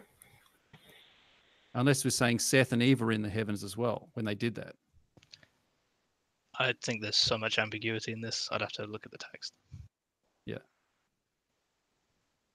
I was gonna say it's too bad we don't have like some Jewish scholar in here who could tell us the history of Jewish thought regarding all of that.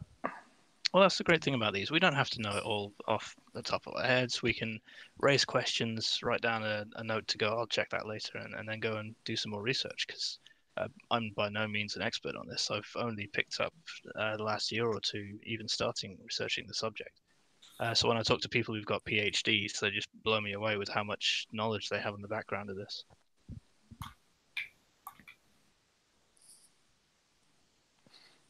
I have a question for y'all. Let's see. John Dominic Crossan takes the approach of the historical Jesus with the violent portrayal and the non-violent portrayal of Jesus in the New Testament. And he focuses on what's called the normalcy of civilization and the radicality of God. What do y'all think of his thesis? How compelling is it? Is it lacking in any area? Is it insufficient to actually justify the existence of an historical Jesus? Is it better used as argument for mythical Jesus? What are y'all's thoughts? So I haven't actually read Crossan. So what have you read that, Scott? Yeah, so Crossan's Jesus is non-apocalyptic. What's the best phrase? Social reformer, I guess. Egalitarian. All Commie around. Jesus. Well, possibly. Yeah, I mean, see, for me, I think the apocalyptic thing is right from the beginning, and he kind of tries to diminish that and say that, well, no, that was kind of put in there after the Jewish war, to try to have, Jesus predict the war and this kind of thing. I'm sure that's in there from Paul. Paul talks about the world ending soon. He believed it was going to end in his Oh lifetime. yeah. Well, that's the other thing that I think from memory, Crossan might imply that actually it's maybe not specifically Paul, but the apocalyptic thing started after the resurrection, kind of thing. That Oh yeah, so in the sense that Paul was after Jesus. Yeah, I get. Yeah, and so then they're starting to retroject that apocalyptic stuff back into the Jesus of the ministry, so to speak. That makes sense. Mark seems to have been a bit of a Paul fanboy. I mean, the argument against that is kind of Dale Ellison's thing, is that even stuff that we might say, well, that's probably exaggerated and put onto Jesus' lips. It's potentially still is within the characterization of their understanding of the figure and what he was about. So it could be, if he's an apocalyptic preacher, proclaiming an apocalyptic message, and then if the temple falls, they're like, oh, this is what Jesus was talking about. So then when they're putting the prophecy, they make it more specific that he's talking about the Jewish war kind of thing. Yeah, I could see that happening. So what sense does Crossan make of Jesus's execution? What's the reason for it? Because if I recall, the synoptics made it about the cleansing of the temple. So if that's the violent sort of Jesus that he espouses. From memory, Crossan's thing is just that it's a big sort of a big misunderstanding. It's a hell of a misunderstanding. I'd have to check precisely why he thinks. Yeah, the different Jesuses always confuse me as to the reason for their death. Like that, I rarely see an actual sound reason that would make sense of the whole trial farce and the death itself. I think you don't need to have a definitive. I think it's enough to say that he was seen as a threat to the social order. I think that's probably enough. Now, whether that's because he's actually advocating a rebellion, or whether that's he's just saying a whole lot of apocalyptic stuff that are rubbing, that sort of, and apocalyptic stuff generally is kind of snubbing the powers that be, the powers, the people in control. I think that potentially could be enough. I think if it was up to Pilate, it would just be one more dead Jew. It wouldn't really affect him at all. Of course, because the Pilate in history is very different from the Pilate in the Gospels.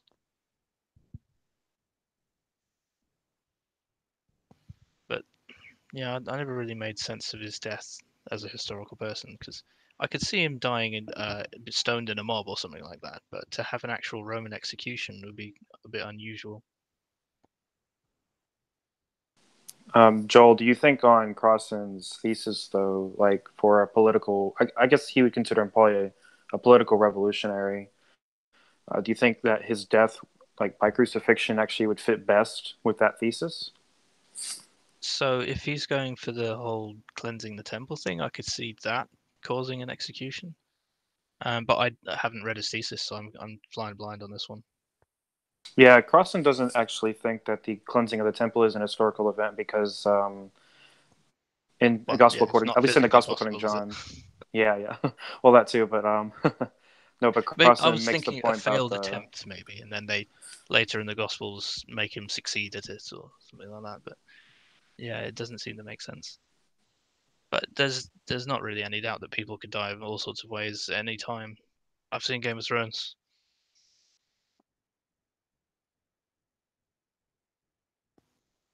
So, well, I mean, for me, the one thing I really find difficult is the question of was he a violent revolutionary, this kind of thing.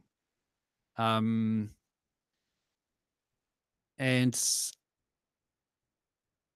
say someone like Bart Ehrman's Jesus is not a violent. He's an apocalyptic preacher saying some nasty stuff to the powers that be, but he's not out there advocating violence, to overthrow. I think I probably lean a little bit more towards the idea that he was trying to build a rebellion of some sort, and that the storming of the temple that's the thing that gets him arrested and effectively crucified. Yeah, it would be odd for him not to have died in the actual storming of the temple, though. The only way you could do anything about it is have some armed followers, which does come across in a few mentions about his followers having swords and so on. But yeah, it'd be a bit weird for him to be captured and then executed afterwards, especially executed by the Romans. Why the Romans? That's an internal Jewish affair. Well, I mean, no, I think by the Romans, especially if it was at the Passover time, then I think that's when all the crowds flocked to Jerusalem, and there was potentially more of a Roman presence at that time of the year than generally speaking. Yeah, more of a peacekeeping force. But then they wouldn't execute him on Passover anyway. They would have thrown him in prison, executed him later. Maybe. I don't know just by Jewish law, you couldn't execute somebody on the same day that you pronounced the sentence, and you couldn't execute somebody. You wouldn't have a trial by Passover or an execution on Passover. Oh, I don't know that there was a trial. That's a fair point. Yeah, I mean, but it's the Romans that crucify him, so it's I don't know that they're going to take too much notice of the Jewish, what they would prefer. Yeah, that's a fair point. It could easily have been completely divorced from Jewish proceedings. It's just a bit weird if that is tied in with the temple. Because I'm pretty sure storming the temple is going to be blasphemy, and then they just stone him. Well, it's such a grey area, that part. But Yeah, Yeah, we but don't have that many precedents.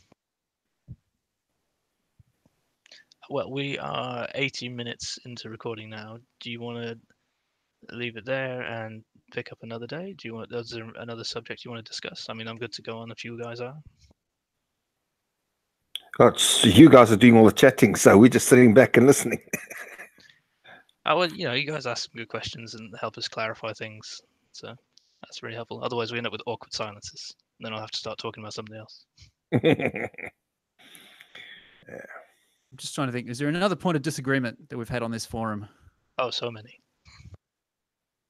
Uh, We disagree on Tacitus, Josephus, Paul, the Gospels. Is there anything left to disagree on? actually, Ascension of Isaiah.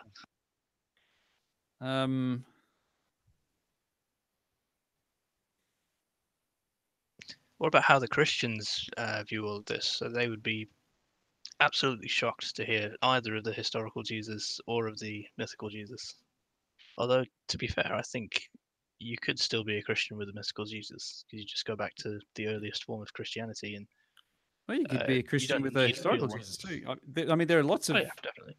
there are lots of Christians who accept that Jesus wasn't the divine Christ of traditional Christian faith, but still, kind of use the historical Jesus as kind of a, well, he was an egalitarian guy, and he stood up for what was right, this kind of thing. I still don't see how that's Christianity. That's just deism at that point. Well, I mean, this is where Crossan would consider himself a Christian in this sense, in that the Jesus story is his narrative that he draws from for, how he lives his life, I guess. Yeah, like as a metaphor rather than a real person. But then I'm just wondering, is that really Christianity at that point? Does he still believe in a literal Jesus in heaven, and then there was just a story about him? Well, it comes down to a definition of what is and what isn't Christian. So, yeah, they'll argue about that. I mean, most people that I know, over that.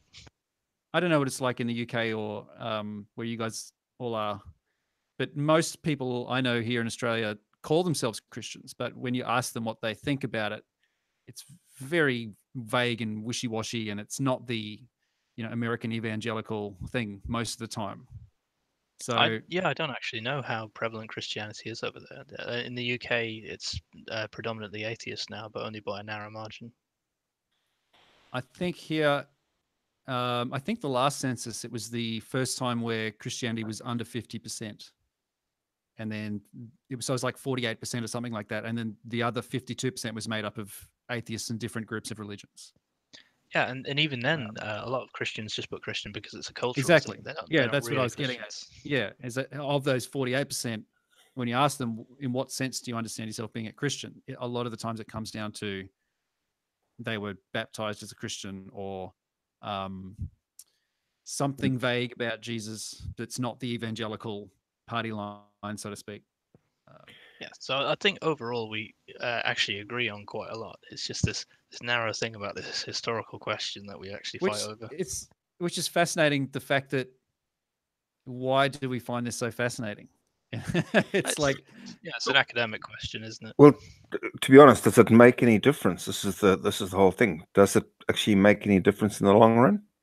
I think it would help you if you knew one way or the other. That would give you some more insight into how Christianity started, how cults in general form. I just like the sociology of it, finding out what makes people tick and what launches something like this. Because you can't really argue sure.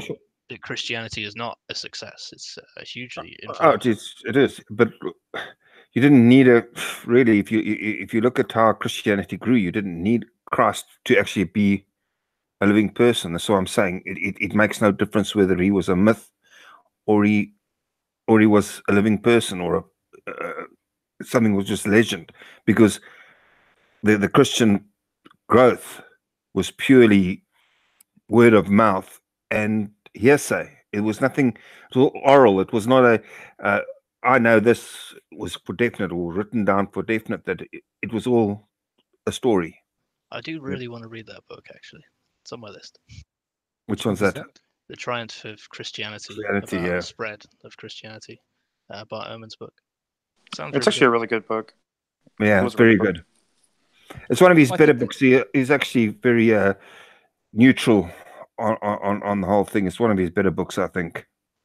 Yeah, I've only read about the spread of Christianity through Not the Impossible Faith, but that wasn't so much a study as it was a rebuttal of another book.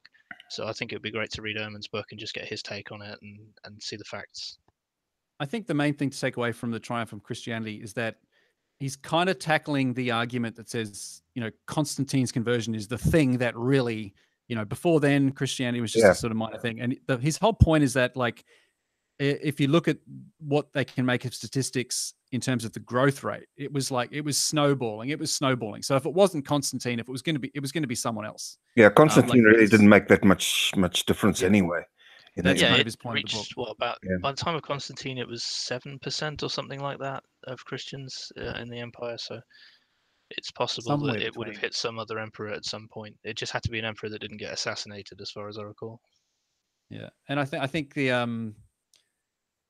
the growth rate is comparable with the growth rate of Mormonism today, which is like supposedly 10% a decade. Yeah, it's And- I think Mormonism grows faster. Probably nowadays, but with the way we can spread ideas and things. Yes, although you would have thought that would be harder because now people are more skeptical. But I guess you can still find the weak ones. Well, I guess it's because it's America, isn't it? Mormonism. You can't say things that's, like that. no, well, it's that's where Jesus was supposedly, wasn't it? Something to do with Morgan. I'm not sure on Mormonism Jesus properly. teleported to America and said hi Correct. on his way up. Yeah, this is what I'm getting at. Yeah, if you haven't read David Fitzgerald's book on the Mormons, it's hilarious. Yeah, I haven't read that one actually. It's one I'm and also sort of really scared. informative. It's, Yeah. See, shocking. I think one of the reasons you get these heated debates between historicists and mythicists, especially from the atheist side of things, is because I suspect you guys, like me, engage in a lot of conversations with Christians. Yeah, well, it's most. I don't know. I think we probably talk more amongst ourselves. Right, our debate group is a lot of Christians, but we don't really get down to actually being able to talk to them because they seem to have this curtain up or wall up, and you just can't discuss anything. So it lands up that atheists actually discuss Christianity more than what Christians do. I'd say it's a springboard, though. So you start researching the history of the Bible and Judaism and Christianity, and then you get from that into the historical methodology because you want to know for sure, and that's what leads you down that path. But yeah, you definitely have a starting point by discussing religion. Yeah. I mean, for me, I think in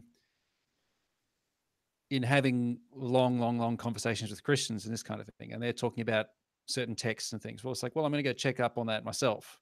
And then in the process of doing that, you start to develop your own interest and fascination in it, independent of the question of talking to Christians kind of thing. But I wonder if sort of the motivation between, why there's this sort of heated thing between historicists and mythicists is that on some level,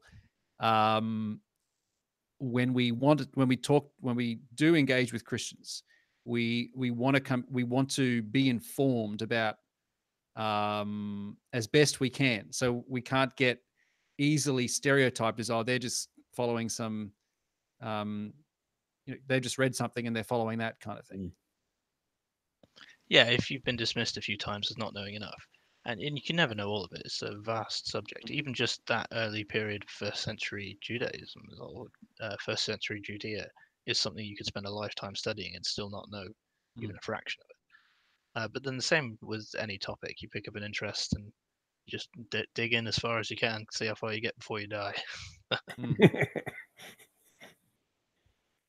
And of course, obviously, one of Ehrman's worries is that he sees the mythicist thing as strongly motivated by a desire to argue against Christians rather than let's try and look at this purely historically kind of thing.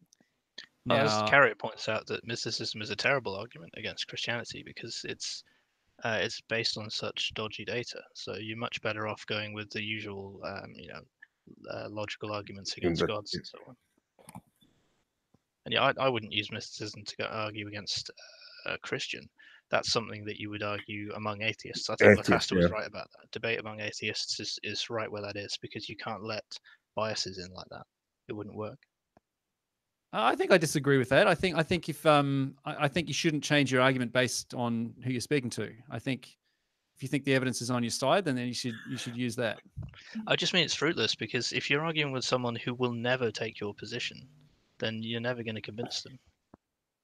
And if you do take that position, they usually come back with, well, Bart Ehrman says that Jesus lived, but they don't realize that we're not talking about the same Jesus. And yeah, even Ehrman refutes Christianity. So yeah. I mean, I can't help but notice that, practically speaking, you'll always find exceptions, but practically speaking, the only people out there sort of making the mythicist case just happen to be, Us fringe radicals. well, those on the sort of atheist, what's the word anti-theist, maybe? Yes, but there's a word I'm thinking of, not evangelical. That's not the right word, but something like so not people who just- focus on atheism as a thing rather than just Yeah. incidentally being, maybe. Yes, that's a better way of putting it. And that's, I mean, do you not? Whereas basically everyone else thinks that there was a historical Jesus, more or less. I mean, there's obviously people who have different degrees of confidence in this kind of thing, but I'd say the majority aren't fussed and they just go with what the consensus is. well, I mean, just that when you're saying that about the general public, sure, but when you look at scholars and professional scholars, it's pretty unanimous that, and just to sort of fob that off as, oh well, they're just believing it. Oh no, because yeah, of, I wasn't talking about scholars. I yeah. was just talking about the general public. Yeah. Just not saying you specifically, but I see it a lot. Oh, they're just believing it because they were brought up in it, or they're just they believe it because it's the consensus and this kind of thing. It's like, well, that might be the case for your general public person. I actually think that there's probably a higher percentage of people in the public that think Jesus didn't exist than there are professional historians. I suppose if you're thinking about Hindus, or if you're talking about, say, the Chinese, or I actually don't know where they would stand in general. They probably don't give it that much thought, to be honest. No, I don't know. Yeah, so to me, it's definitely true that the majority of institutions and scholars who actually examine the question of Jesus are generally funded by Christians or are Christians, and that's just demographically how it's going to be, just because Christians are still a majority. I think that will change over time, and then maybe we might see a shift one way or the other. We might unearth new evidence. We don't really know what's going to happen in the future on that. Well, I predict that, say, 30, 40 years down the track, I still think that people will generally accept that there was a historical Jesus. But I think the level of confidence that some people put in it is like that won't be as high, I think. I don't know. This is It assuming seems that. fair, yeah. I think the we've always sort of focused on this evidence so closely and so carefully, and base arguments on the evidence we have. But the reality is the evidence itself is just appalling. So any form of strength of feeling about there being a Jesus or not a Jesus is difficult to maintain. I mean, it's. I don't think it's that appalling. I mean, if Paul is writing Galatians and he's saying he met Jesus' brother, that's pretty good evidence. Disagreement. Yeah. Brother in flesh, or brother in what's the name, in brotherhood? A cult brother. Cult brother, yeah. Blood brother or cult brother. Let's not go down that road now. That's another road. Yeah, we passed that. I think he's talking about his brother. I think it just makes the most sense of the way he phrases that there. He's not talking about brothers in Christ or, a brother. Doesn't even say brother of Jesus either. I don't think he needs to. I think, for Paul, the Lord is Jesus. Although Paul, yeah, it's kind of interesting the way Paul talks about God and Jesus, and he likes to say the Lord for Jesus, doesn't he? I can't remember what he calls God actually. The Father. Right. Does he? I don't know. Well, the Trinity thing doesn't come into it until much later. Trinity. Yeah, he calls God the Father. Right. So it'd be... yeah, that's weird. Oh, the Trinity thing's not even in the Bible, so that's, You that's got another whole one story. tiny mention in John that's a possible forgery. I forget. I mean, what do you think of the? Well, tell me if we're all getting too tired. But what do you think of the I'm ready to idea keep... that? What's that? I'm happy to keep going for another, say, half hour. Okay. What do you think of the idea that Paul thinks Jesus was the angel of the Lord incarnated? Well, so which angel of the Lord? Do you mean just like an archangel, Jesus? Well, there's this figure that turns up in the Old Testament who is the angel of the Lord. I think he and thinks he was the successor to Melchizedek, for example. Paul. So speaking about Jesus being effectively a priest in the order of Melchizedek, taking over his job of advocating for the sins of the people. But I'm not sure about angel of the Lord specifically. What attributes did that figure have? Well, okay, so the burning bush scene in Exodus. So I can't remember the exact phrase, but it effectively presents God speaking through the angel of the Lord. And this other figure, there's another. Is that like the Metatron? I'm not sure. There's another time where God commands the angel of the Lord to carry out the destruction of the city that he's about, destroying this city, and he asks the angel of the Lord to carry it out. I can't remember the exact verse. Yeah, well, But so the older gods tended to do things via messengers. So, like yeah, in Sodom and Gomorrah, he wasn't omniscient at that point. He argued with who was it? Was it Abraham? I can't remember now. He was arguing with someone over the destruction of Sodom and Gomorrah. Yeah, he was actually visited the camp, so that was God himself. Yeah, and he has his mind changed. He doesn't know things. He has to send angels in. So you get this evolution of God into a more and more omniscient single figure from the early regular God. It was just a minor deity. And so, getting back to Paul, like one of the ideas is that Paul thought Jesus was the angel of the Lord incarnate into humanity. I could see that. Yeah.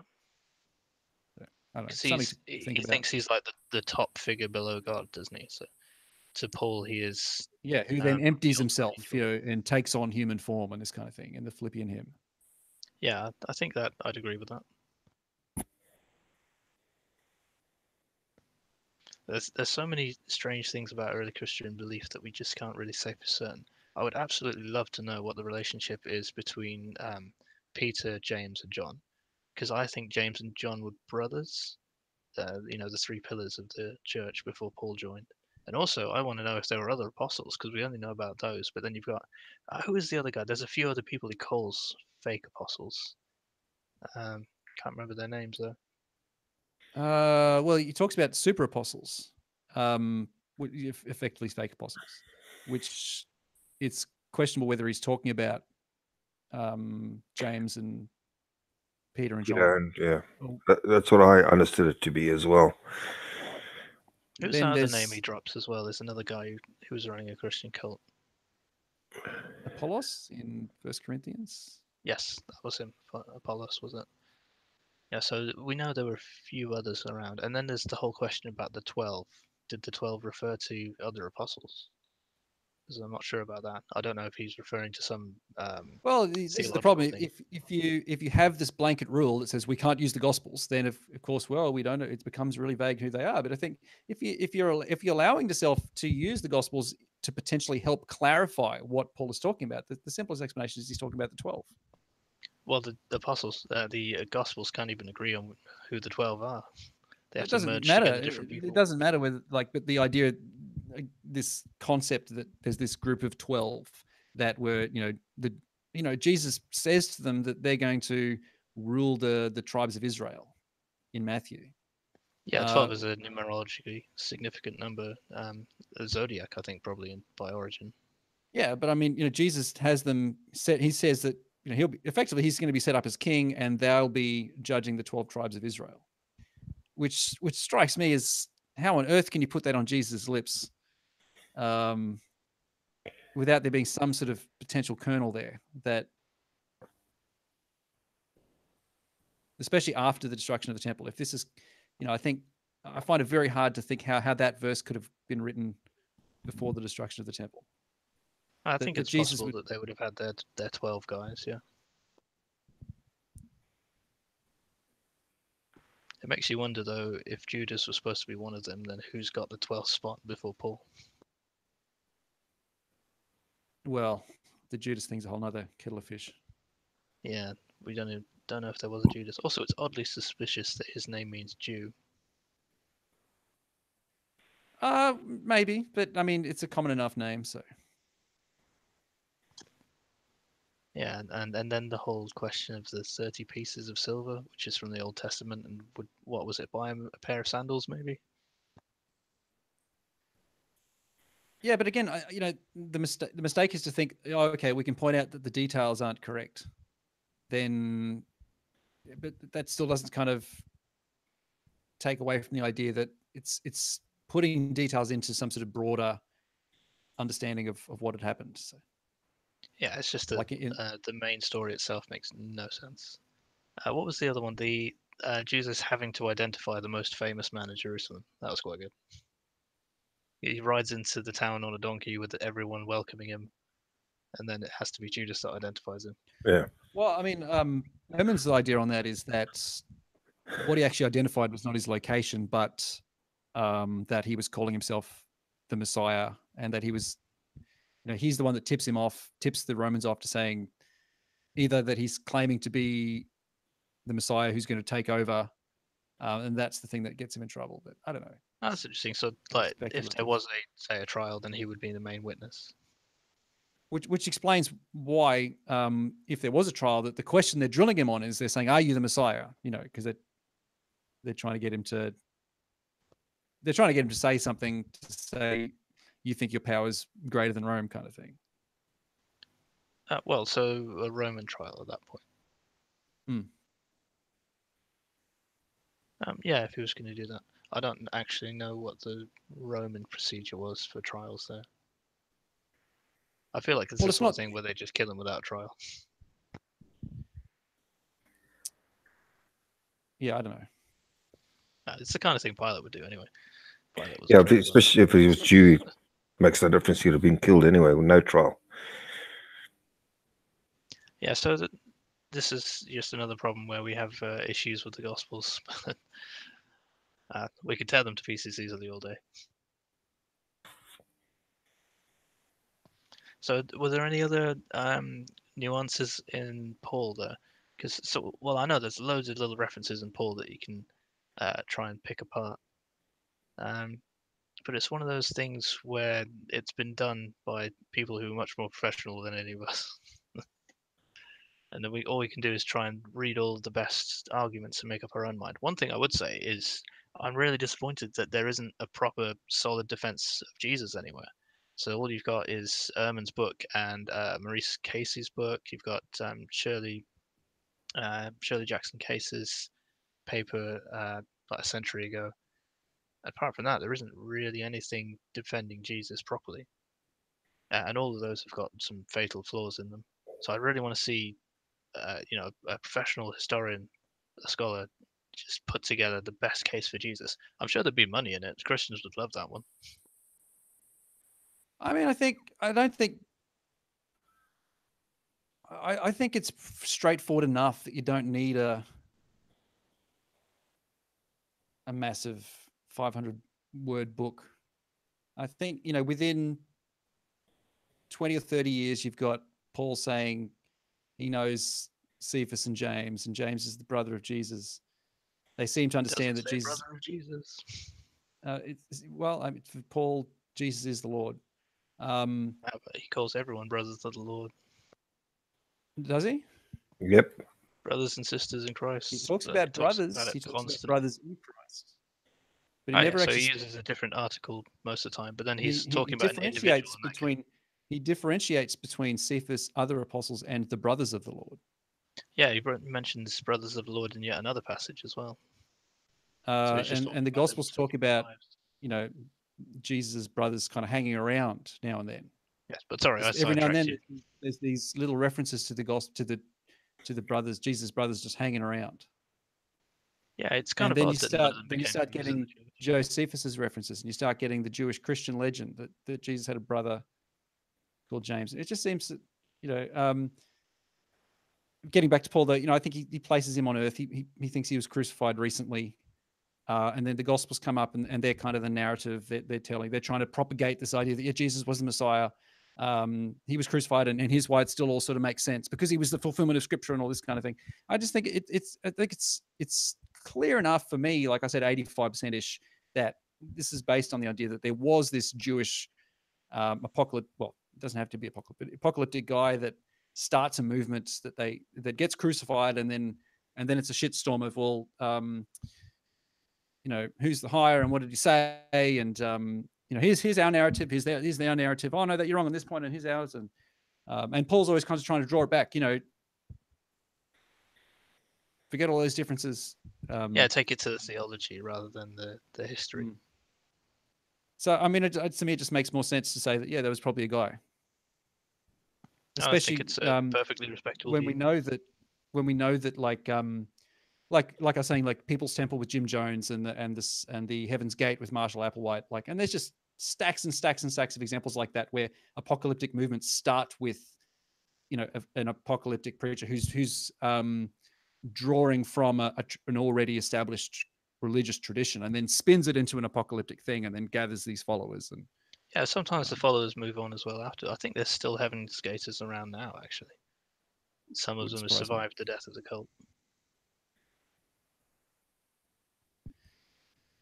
But yeah, I just, you know, I have troubles with the carrier view, because it just seems to me like it's to me reading ambiguity into Paul where it's not that ambiguous. I guess it But depends on whether you're able to detect your own biases or not. I could easily be biased and not know it. Well, I'd say we all are. I'd say we're all biased and not know it. Yes, that's what but I think makes it so difficult. My problem with discussing bias is that a bias doesn't necessarily need to be a theological bias, in the sense that you're not seeing what I'm seeing because you have religious or anti-theist motivations for that kind of thing. A bias could just be your understanding of how religions form. You're more aware of that, you know, ones that have started without a figure, whereas I might be aware of ones that have started with a figure, kind of thing. And so it's not necessarily you kind of have to it's look a bias from ignorance rather than a bias from some sort of deep-seated motivation, hidden psychological motivations. Well, this is why I would love to see a proper peer-reviewed, vetted defense of Jesus that brings in all of the evidence and carefully assesses it. One that's been checked over for errors. Because from what I've seen so far, it's all like pop culture books written off the cuff, and it'd be great to see a solid defense where you can just put the two books side by side and go, this is the best for each side. We don't really have that at the moment. But it's something that maybe we'll never get. Like I said, I just don't think it's necessary. I mean, like I said, within 20, 30 years, you've got this tradition of these guys claiming to have been founded by a recently crucified messianic figure of some sort. And well, that's the interesting thing about the messianic figure, because Paul never mentions Jesus preaching to anyone. I mean, he certainly refers to sayings that are found in the Gospels. Yeah, he refers to sayings he's got from Scripture and visions, which he explicitly mentions getting from Scripture and visions. But he never talks about Jesus having a ministry. I don't know. I mean, he talks about Jesus being a slave to the circumcised. What is he talks about on the night that he was taken away? This is what he said. I mean, even if he's getting that Last Supper thing from his vision, which I don't necessarily know that that's what he's talking about, because he doesn't actually say, "This is what I received from a vision." Yeah, Um, the Lord's Supper, and especially the night thing, it could refer to the night Paul got the vision, which is I'm not sure about that one. No, I think he says on the night he was taken away. Let me just. Not sure about that one. Um, yeah, I mean, so even if he's, let's say, even if he's making that up or getting it from a vision, he's still putting it. To me, it seems pretty straightforward, earthly, that he's saying on the night that Jesus was taken away, he took the bread and he said this, and he took the cup and he said this, and we follow that ritual. Well, Again, nobody to thinks say that that he's actually talking happened. about. Well, I think it maybe not in those words, but I think the idea that there was a Last Supper of some sort is plausible. I think it's more likely that if he knew someone was going to kill him, he'd be legging it. He'd be what? He'd be running away at that point if it was a real person. I think it's more likely that there is. So we have an existing tradition of cult ritual meals that goes back to like Dionysus and so on. So I think it's more likely that he's just using a vision to bring that into the culture of the religion, or that they were already doing that, and he was explaining it and making it a little bit more solid in theology. I don't But it's think still, it means that there was actually a Last Supper with Jesus. no. Well, but that's sort of a separate. There's two questions. Was there a Last Supper, and is Paul placing it on earth? And I think even if he is getting it from vision or making it up, he's still placing it on earth, I think. Oh, well, he doesn't mention anyone else being there. It's literally just him seeing Jesus in a vision, like on a TV. He doesn't say vision though. And on the night he was taken away, Jesus took the bread and he took the cup. I mean, so if we're talking about this ritual, it seems to be talking about this kind of common meal, like it's effectively overtaking the Passover ritual kind of thing, putting his spin on it. Yeah, you could connect it to the Passover. I think there is also the close ties to the other mystery cults shared meals. It's something that But I mean, to say that he's talking about something in the heavens again, it just strikes me as going against what the text seems to be implying. I think it was just an instruction, that one. Just using imagery to say, do this. I don't know. I mean, so you think when Paul's talking about this event in which Jesus handled cups and breads, you're saying he thinks he's talking about something in the heavens? I think he's talking about what he wants the followers to do, and he's using I an agree, illustration. but I agree, but by doing so, is he thinking, well, I'm going to use this illustration about what Jesus said in the heavens? Well, we don't know whether Paul was genuinely hallucinating or whether he was just talking about it and using that to manipulate people. Either is I agree, possible, although but the way he's since he presenting was it, already religious before that point, so he was already involved in religion in a heavy way, I suspect he was genuinely getting visions. yeah, but again, it's a separate question from whether he's actually getting visions or whether he's making it up. But he seems to be putting it forward as though it's an earthly event. Which, if Jesus had existed, he wouldn't have known about unless he'd got it from the other apostles, in which case that message would have already been out there. Well, it seems Given to he be came that it in about, is. what, It 15 is. years I mean, later? it's the he also talks about the bread and the cup in the previous chapter as well, but he's talking all about this. He's not trying to say, look, here's something new you've never heard before. Like, it seems this is sort of something that's already embedded within the community, and Paul is using it as a kind of, this is what we do, and it's about unity, because the whole Corinthian correspondence is about the disunity, and he's trying to sort of bring things back together by But focusing on. why would he make a separate vision for that unless he was either trying to I don't override an existing one or trying to create something? I don't know that he's 'Cause- trying to override anything. I think he's just restating the ritual. But then he would have had to have the ritual from somewhere in the first place. Potentially, yeah. Yeah, to me it sounds like he's trying to put his own stamp on it. Maybe, but again, but do you think when he's putting that out there, whether he's putting it out there for the first time, or whether he's restating the tradition, it seems like he's talking about an earthly event. It's supper, it's night, it's passing bread and passing cups, or Yeah, but that's taking cups referring and to the taking bread. Christians having meals. He's not talking about space Jesus having meals, dead Jesus having meals. You know, it's either way, regardless of whether there was a historical Jesus or not, there isn't a Jesus at that point. So when he's talking about this vision where he's seeing Jesus, that's clearly not happening right now. No. But again, I That's don't why know he that he's says actually talking about a vision. He doesn't say, like in Galatians, where he talks about, I received a vision of this apocalypsis or something. He doesn't use that word in 1 Corinthians 11. He says he it's received it a from I the Lord. received, which is exactly what Yeah. he says for every vision. But he also talks about handing on, and this idea of receiving and handing on is common language for tradition. Now, other authors at the time also talk about, we get this from Moses when they're talking about getting something from the Old Scripture, Testament.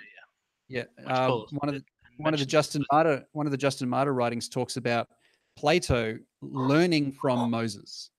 Now, Plato's not saying that.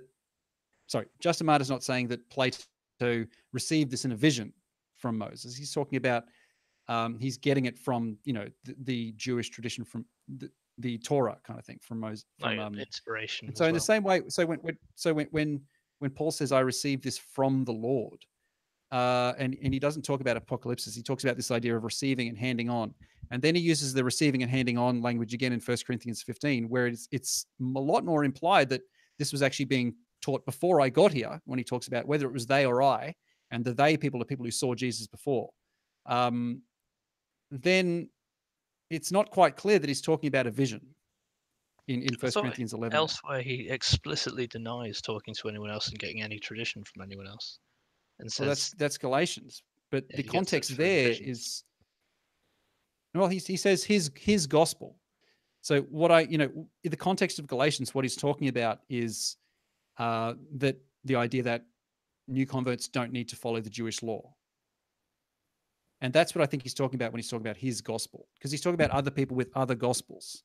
So obviously, differentiating it from the old Christians. yeah. So what differentiates his gospel that he's believes he's received from visions and hallucinations is this idea that that the thing that he's bringing something new to it that he thinks is this idea that Gentile converts don't need to be circumcised or follow the Jewish laws. So I don't think that he's talking about all the Jesus tradition he talks about. Yeah, you could read it either way. You could say it's the new parts that he's using, where he's saying that he gets those from visions in Scripture.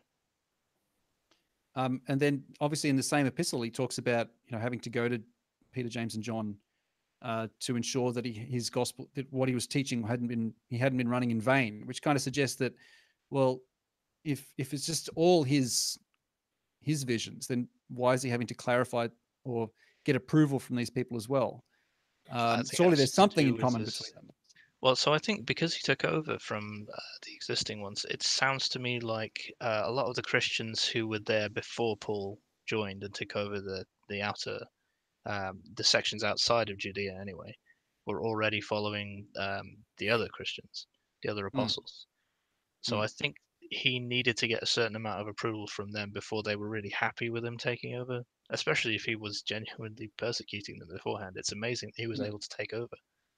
Yeah. Yeah, so we agree that there were Christians before Paul. And so then the question is, well, what were they teaching? Yeah, and why didn't the Christians preserve any of their texts? And also, why do they only preserve a few of Paul's? We know they can preserve other documents. Very odd. Well, I think the destruction of the temple has a big factor in this as well, is that it's no surprise that the only ones that really survived were the Greek ones. Yeah, all the ones out from the outside, yeah. Although they wouldn't have been operating through the temple if they were heretics like that. But getting back to the question of what were the Christians before Paul preaching? Well, so we know they were against the temple cult, right? We know they were trying to bring up an alternative version. Yeah. So I don't think that they would have operated. So do you just mean the destruction of Jerusalem rather than the temple? Yeah, so I think that's within the walls of Jerusalem. Not the temple, just Judea, so to speak. I think it's entirely possible that Peter was killed during the Jewish War, actually. Yeah. But yeah, getting back to what were the Christians before Paul preaching, and that brings us to the creed in 1 Corinthians 15, where he talks about, Jesus dying, being buried, and then rising on the third day, and then appearing to Cephas. Yes, so And the first he time lists- that Peter sees Jesus. and then he lists other people that see Jesus. Then he puts himself last, and then he says, "And we preach this to you, whether it was they or I." So the they there is obviously the people who saw Jesus before Paul did. Oh yeah, So what were definitely. they preaching? Well, the implication be- is that they're also preaching this, death, burial, resurrection, seeing Cephas kind of thing. Yeah, quite likely. It's the message that he puts there, the core part, and then he starts to add his own spin on it, which is to take away the requirements of following the Yeah. Jewish law. Yeah. So I mean, I'm not quite sure that 1 Corinthians 11 is talking about a vision that Paul had exclusively. No, not exclusively. I think he's I'd relaying probably, if the anything, beginning I'd of the probably covenant. lean Cephas's towards. vision. I'd probably lean towards the idea that he is talking about a vision that he thinks he got, but I'm not, 60-40, so to speak. But then It he's sounds still, to me like he's saying, so he's talking about the beginning of the cult. So I don't think he's talking about his own vision. I think he's referring to how it all started in the first place, which is common That's- knowledge among yeah. all Christians. that's 1 Corinthians 15, yeah. But getting back to 11 when he's talking about the Last Supper. All right, yeah. Back to 11. Yeah, that was probably his own thing. Yeah, But well, that's what I'm I saying. think he was basing that off an existing tradition of cult meals, because I feel like they would have done that right from the start. It was common enough among other cults. Yeah, okay. But again, he presents it as, I think he presents it as an earthly event. This is something that happened before Jesus died, obviously. Probably the vision is set later, so it's hard to say. Well, I mean, it just comes back because, I hear a lot like, oh, Jesus, Paul never ever says anything about what Jesus did before he died. Well, it seems that there's something there. Now, whether or not he's making it up or getting it from tradition, whether it's historical or not, he does. Yeah, that's an event that he talks about that he places before Jesus, effectively in Jesus's ministry time. Well, without an actual ministry, yeah. But that's the odd thing. Even So the if that implication was there a in Paul reference, is that that he would be the was. only reference. Yeah, but I mean, the implication there is that he was saying this is what Jesus preached before he died, and it seems to be But an that earthly wouldn't event make of passing sense. cups and taking bread, and That would suggest that Jesus predicted his own death, though. Because I everything don't. about that ritual is based on Again, sacrifice. So that can't be genuine. I think you're missing the point that it doesn't matter whether it's historical or not. It's the way Paul's presenting it as this is an earthly event that happened before Jesus died. But he doesn't place anyone else there with him. I don't It's think he literally needs to Jesus giving specifically. He's instructions. talking about taking bread and taking cups, and he says this, and then we do this. Yeah, so Jesus is giving instructions. So you think it's more specifically likely with the he's knowledge talking of his own death. So that's clearly not a real thing that happened before he died at all. It doesn't need to happen. The fact is, I think it reads much clear enough as this is talking about an event that happened before he died as part of his ministry. But we know that it couldn't have happened. I don't know that. I don't know that it couldn't have. But it doesn't matter whether He would have to have predicted his own death for it to really happen. That's not that unconceivable. I mean, Marshall Applewhite and these kind of guys, they do this often knowing that they're going to die in the end of it, and they take it upon themselves to do that. But that's a separate question. Again, I often get told that there's nothing in Paul's epistles that talk about any of his ministry teachings. Well, that appears to be what he's talking about. I feel like it would be very unlikely for a cult leader to get himself killed deliberately like that. I'm not so sure. I think there's some pretty zany cult leaders throughout history that They take usually that do upon that if themselves. they think they're about to lose the cult, though. It's kind of a if I can't have these people, no one can sort of moment, which doesn't really come across in any of Paul's writings.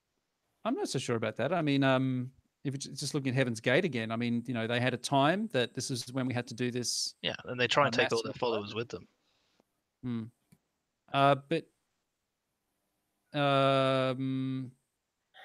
it's very unusual for the cult leader to die and not take any of the others with him, or at least intentionally so.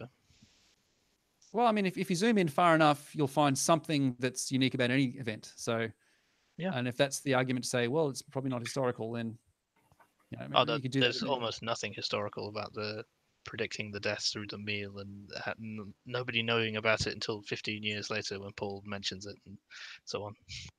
Yeah, but again, I'm coming back to the point of this idea that Paul never implies that there was an earthly ministry, and I think that does imply that, whether or not it's true or not.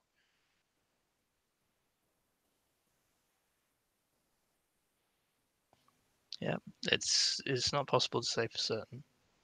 Right. I think we've been going for 2 hours, and nobody is patient enough to watch a 2-hour video. So Yeah. should we call it there? I've really enjoyed the conversation. Though we should do some further digging, and I learned a lot from talking to you. And it's always nice to go face to face with somebody because you get a better feeling for the tone of voice and sort of how they're operating and how they think. So yeah, really appreciate you coming on. No worries. Thanks for inviting me. And yeah, thanks Logan for chipping in with so many pertinent questions, keeping things moving along, and stopping us from getting dragged into too many quagmires. Because we can get into the minutiae really easily. And thanks to Alan as well. It's good having you around. Yep. Always around. Always enjoy your insights.